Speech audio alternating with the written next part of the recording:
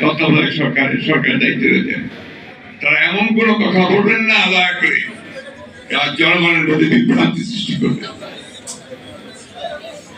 এই কথাগুলো এই জন্যই বললাম যে আজকের এই সভা এটা অত্যন্ত শিক্ষিত মানুষদের সভা।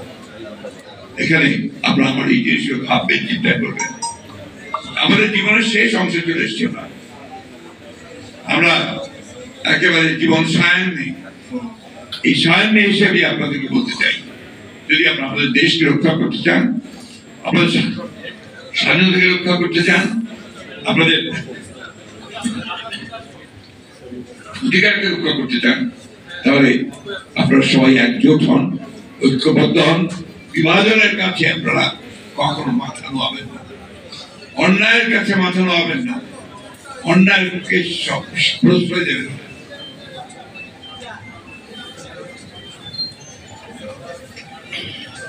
ডাক্তার বিলনের প্রতি আমার গভীর শ্রদ্ধা জানাচ্ছি। জাতি তাকে কখনো ভুলবে না, ভুলতে পারে না।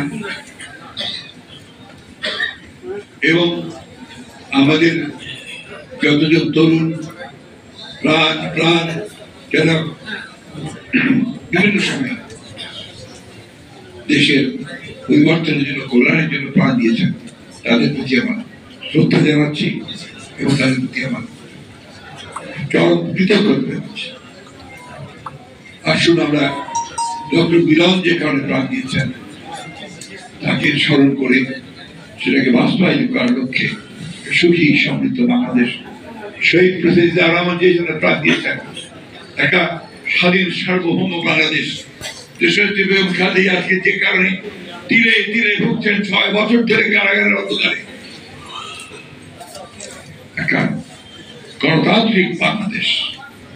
তারেক রহমান সাহেব আজকে দীর্ঘ বছরের পর বছর ধরে প্রবাসে নির্বাসিত হয়ে দিন কাটিয়েছেন, তার প্রতি শ্রদ্ধা রেখে আসুন আমরা সেই গণতন্ত্র এবং গণতন্ত্রকে প্রতিষ্ঠা করার জন্য আমরা ঐক্যবদ্ধ হয়ে লড়াই করি।